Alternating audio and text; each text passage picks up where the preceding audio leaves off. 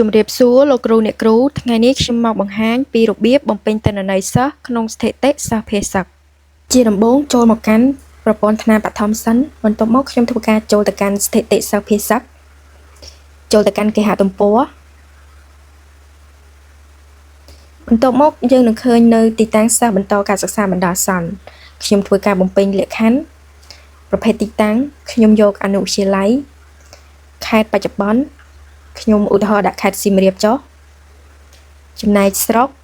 ខ្ញុំយកស្រុកជីក្រែងឈ្មោះទីតាំងនិងជំរំខ្ញុំដាក់ក1ឧទាហរណ៍អ្នកទទួលបន្ទុកឈ្មោះសីហាគ្រូបង្រៀនមានតួនាទីជាគ្រូបង្រៀនលេខទូរស័ព្ទបន្ទាប់មកស្ថានភាពដាក់ដំណើរការបើសិនជាលោកគ្រូអ្នកគ្រូយកបដូរទីតាំងគេនឹងមានដាក់ថាប្រភេទទីតាំងថ្មីនៅទីណាវិញគ្រូអ្នកគ្រូធ្វើការបំពេញតាមនឹងចុះឧទាហរណ៍ថាខ្ញុំដាក់វិទ្យាល័យជ្រើសរើសខេត្តខ្ញុំដាក់ខេត្តកំពង់ធំស្រុកខ្ញុំដាក់ស្រុកតាំងគោកឈ្មោះទីតាំងជំរំថ្មីដែលយើងបានបដូរនឹងខ្ញុំដាក់ថាទីតាំងកចុះហើយអ្នកទទួលបន្ទុកខ្ញុំដាក់ខលេខទូរស័ព្ទ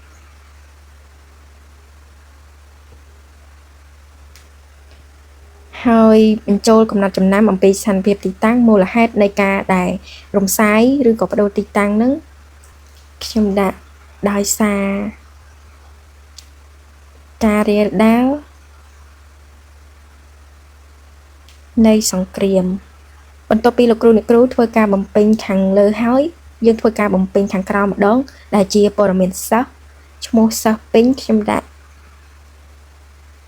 ជាសីហាចុះហើយភេទខ្ញុំដាក់ថាភេទប្រុសជ្រើសរើសកម្រិតសិក្សាខ្ញុំយកថ្នាក់ទី2មកពីខេត្តឧទាហរណ៍ថាដាក់ខេត្តព្រះវិហារស្រុកខ្ញុំដាក់ស្រុកគូលែនសាលារៀនដើមឧទាហរណ៍ថាខ្ញុំដាក់នៅបឋមសិក្សាក្របៅចុះហើយស្ថានភាពសាលារៀនដើម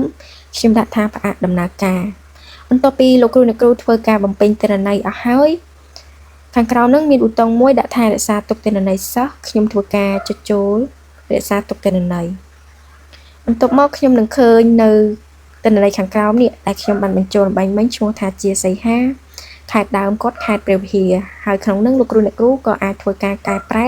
ទិន្នន័យបានដែរគ្រាន់តែចុចនៅប៊ូតុងក្រហមដែលមានអក្សរដាក់ថាកែប្រែលោកគ្រូអ្នកគ្រូនឹងអាចកែប្រែទិន្នន័យទាំងអស់ហ្នឹងបើសិនជាលោកគ្រូអ្នកគ្រូ